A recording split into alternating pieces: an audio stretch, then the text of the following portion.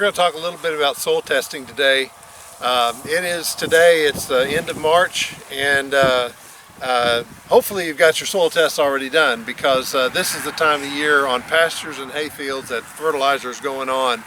And I encourage you to do some soil testing in advance. I prefer to see it done in the fall. That gives you a lot of time to get your arrangements made for lime if you needed it, get it on early, and go ahead and make plans for your phosphate and potash and nitrogen in the spring. So don't delay, get it done early so that you can get it on when you want it to be put on. Soil tests, maybe cost around 20 bucks a piece, but when you think about how many thousands of dollars you're spending on lime and fertilizer, that is great information. It's the best information you can get in order to make a decision on what to fertilize. We see a lot of times where people are fertilizing a standard straight amount every year, about the same amount of fertility every year.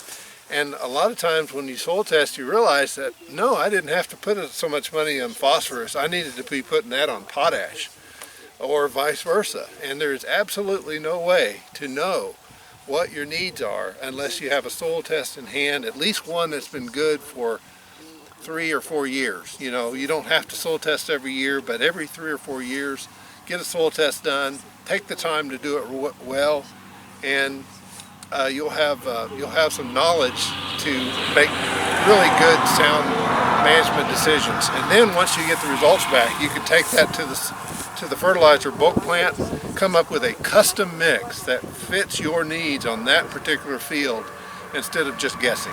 Fertilizer is really expensive right now, and it's gone up in price, and so trying to get that fertility met, those fertility needs met, really, I think it's a soil test is the only way to do it in my mind. Now, as far as soil testing properly, what we generally do is recommend that you use either a probe or an auger. In rocky ground, usually an auger works the best. And there are places such as the Soil and Water Conservation Districts, university extension offices that will loan out these probes and augers. And so I encourage you to grab one of those and go out and actually bore down about 6 or 8 inches, and do that in about somewhere between 10 and 20 different places around the paddock or the pasture or the hay field. And that way you've got a much better representative sample. And just do that at random around the field, and you'll come up with a much better representative sample than just hitting 2 or 3 places.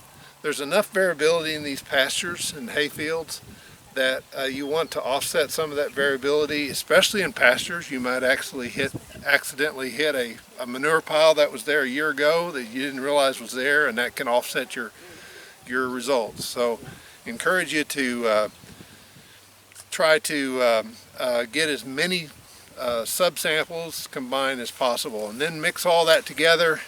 Take out the rocks and the sticks and root balls and things that you might get in there, and then bring in about a pint of soil to your soil extension office or your soil lab, whichever you use, to submit those samples.